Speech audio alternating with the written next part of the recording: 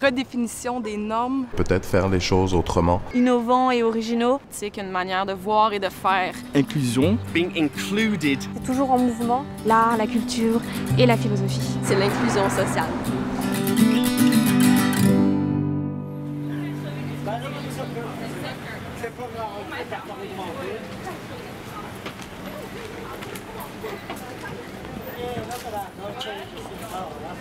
J'arrive, puis il y avait un monsieur, il y avait un livre sur la table, puis il y a un des médiateurs qui lui demande « Ah, t'es en train de lire ce livre-là? » Il dit « Non, non, je lis pas l'anglais, moi, j'aime pas ça, les livres.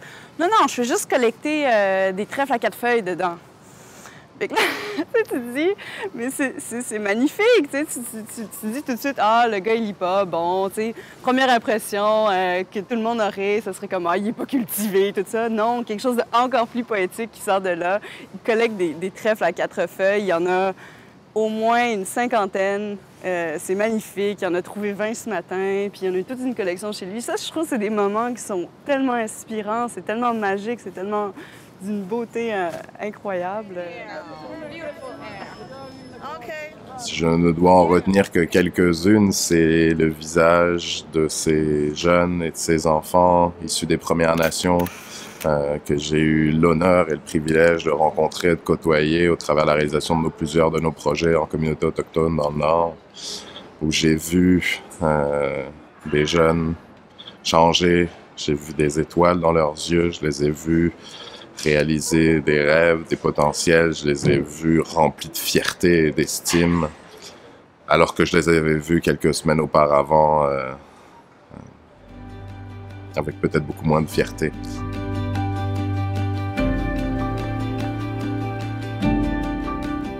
Une femme autochtone que j'ai rencontrée au CAM, au Centre d'amitié autochtone de Montréal, qui m'a beaucoup touchée par son témoignage et sa force, son courage. On était 4 ce jour-là à être dans la vanne et puis on a débarqué au CAM et on était là, on est resté une bonne partie de la soirée là-bas et elle nous a raconté toute son histoire, vraiment, et on était toutes les 4 alignées devant elle et puis on buvait ses paroles, vraiment. Une gang de jeunes super inspirantes avec qui on travaille depuis 1 an à Kanazatake, puis qui ont pris en main le projet de rebâtir la radio communautaire dans leur communauté, qui était éteinte depuis la crise d'Oka, donc 1990. Puis c'est, je dirais, les premiers ateliers qu'on a faits avec eux, l'idée a émergé, nous on l'a nourri. On a surtout, je pense, nourri à travers notre regard puis l'échange, le fait qu'ils étaient capables de porter ce projet-là. Et là, 1 an plus tard, la radio roule, ils ont obtenu leur permis de la CRTC, ils font des levées de fonds, ils font des demandes de financement, ils ont formé leur propre CA, c'est rendu des jeunes entrepreneurs. C'est CKHQ, Kanazatake United Voices Radio.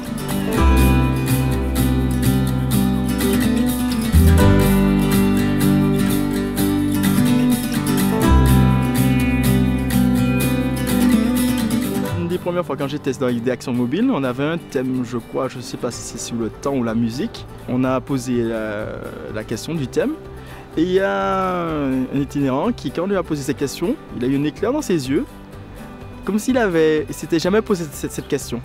Il a commencé à écrire et je me suis dit, ah, peut-être qu'il y a eu la petite étincelle qui a peut-être changé sa journée ou autre chose, je ne sais pas.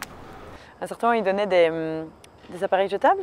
Des appareils photo jetables et on en avait donné quelques-uns à certains participants, dont un participant qui s'appelle Gilbert. Et puis j'étais avec Youssef et Sébastien et puis on reprenait. Et puis là, il avait l'air toujours un petit peu, les dernières fois qu'on l'avait vu, peut-être moins présent, ou on lui demandait par rapport à l'appareil photo, est-ce qu'il avait fait des photos et tout ça. Et puis il évadait un peu les questions. Puis on s'était dit, mais peut-être finalement qu'il n'ose pas nous dire que peut-être qu'il y a eu quelque chose qui s'est passé avec cet appareil photo.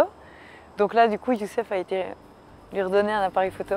Et le regard qu'il nous a donné, c'était priceless. Il a pris comme un petit bébé, comme un petit garçon qui vient d'avoir son cadeau de Noël. Il était là comme ça.